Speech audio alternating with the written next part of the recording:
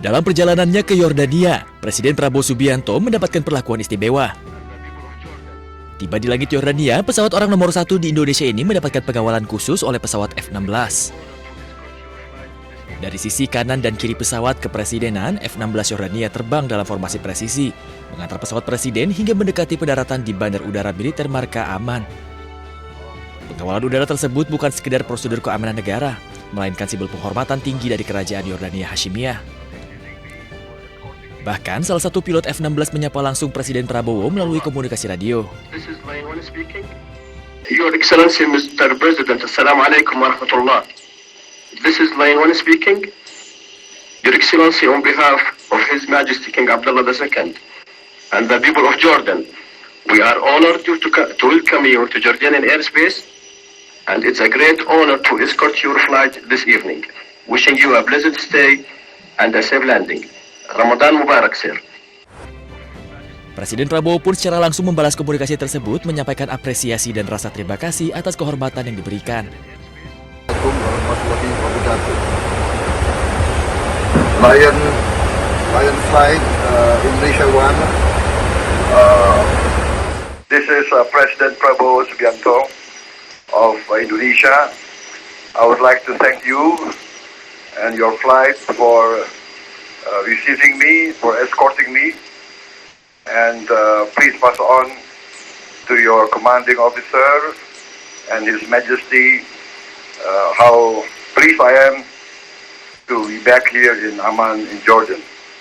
Thank you very much, Lion Flight. This is Indonesia One.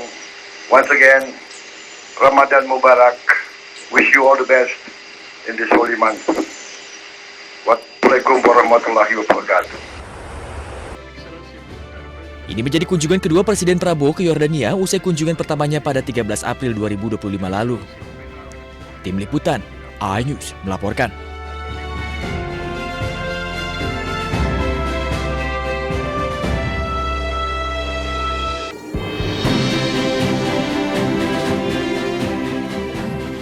Setibanya di Yordania, Presiden Prabowo bertemu Raja Abdullah II di Istana Basman. Ketibaan Presiden di istana disambut oleh tiupan trompet dan pasukan jajar kehormatan yang berdiri rapi untuk memberikan salam penghormatan. Kedatangan Presiden Prabowo disambut langsung oleh Raja Abdullah II bersama putra mahkota Kerajaan Yordania Hashimiyah, Al-Husain bin Abdullah II. Momen kebersamaan tersebut kemudian diabadikan dalam sesi foto bersama di salah satu sudut utama Istana Basman. Presiden Prabowo pun menerima upacara penyambutan resmi yang diawali dengan memperdengarkan lagu kedua negara dan dilanjutkan dengan inspeksi pasukan kehormatan. Usai upacara penyambutan, kedua kepala negara kemudian menuju ruang kerja istana untuk melakukan pertemuan tete-a-tete yang diikuti dengan pertemuan lanjutan dengan delegasi kedua negara. Keduanya membahas berbagai isu strategis mulai dari penguatan kerjasama kedua negara hingga kolaborasi di bidang kemanusiaan, termasuk terkait stabilitas dan perdamaian kawasan. Kunjungan Presiden Prabowo ini juga sekaligus menandai 75 tahun hubungan diplomatik Indonesia-Yordania. Bagi Indonesia, Kerajaan Yordania juga merupakan mitra penting sekaligus hub logistik Indonesia di kawasan Timur Tengah. Tim Liputan, iNews melaporkan.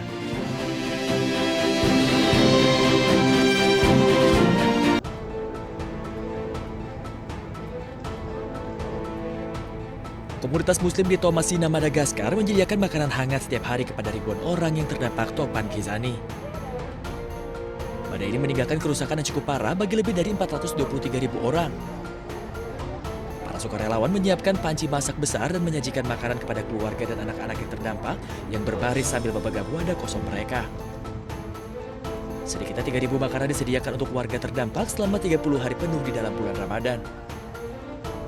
Hal ini dilakukan sebagai upaya meringankan kesulitan para korban sekaligus menjadikan Ramadan sebagai momen berbagi.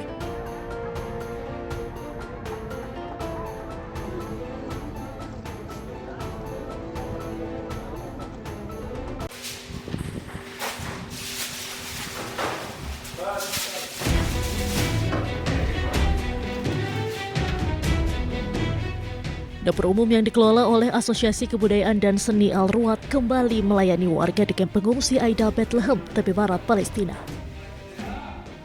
Tampak para relawan menyiapkan hidangan untuk selanjutnya didistribusikan langsung ke warga setempat. Menu yang disiapkan diantaranya nasi dengan daging, sup, hingga hidangan penutup berbahan dasar kurma. Dapur umum tersebut menyiapkan antara 500 hingga 800 porsi setiap harinya. Makanan dikirim langsung ke warga tanpa memotret penerima dan nama penerima tetap dirahasiakan untuk melindungi privasi dan martabat mereka. نحن نوصل الطعام للأسر ولا نسمح لأي شخص أن يأتي إلينا يتناول الطعام. الطعام بيروح للأسر بطريقة محترمة مع حفظ كرامتهم. فريق عندنا فريق هو يقوم بعملية التوزيع.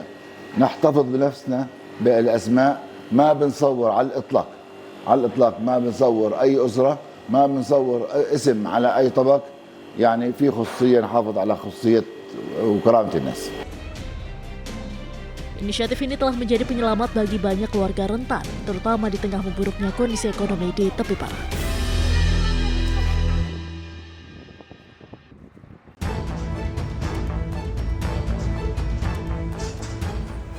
Dua warga Palestina tewas dan sejumlah lainnya terluka akibat tembakan tentara Israel di Beit Lahia, Gaza Utara. Rekaman dari Rumah Sakit Al-Shifa memperlihatkan jenazah tergeletak di tanah sementara kerabat berkumpul di sekitar korban untuk memberikan penghormatan terakhir. Warga juga terlihat membawa jenazah dan melakukan sholat jenazah. Menurut laporan media Palestina, dua orang yang tewas diidentifikasi sebagai Majdi Keban, 30 tahun, dan Firas Keban, 14 tahun.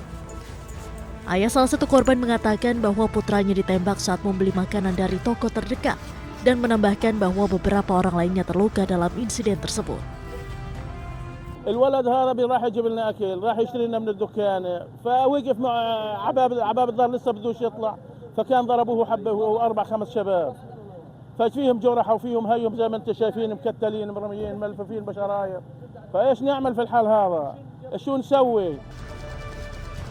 Insiden ini terjadi di tengah gencatan senjata yang berlaku sejak Oktober 2025. Hingga kini, militer Israel belum memberikan komentar terkait penembakan yang dilakukan terhadap warga sipil di Gaza. Tunggu-tunggu selama 4 bulan ke belakang nyampe juga. Ini paket bukan sembarang paket, isinya adalah sebuah dokumen yang penting banget yang merubah nasib dan masa depan anak-anakku.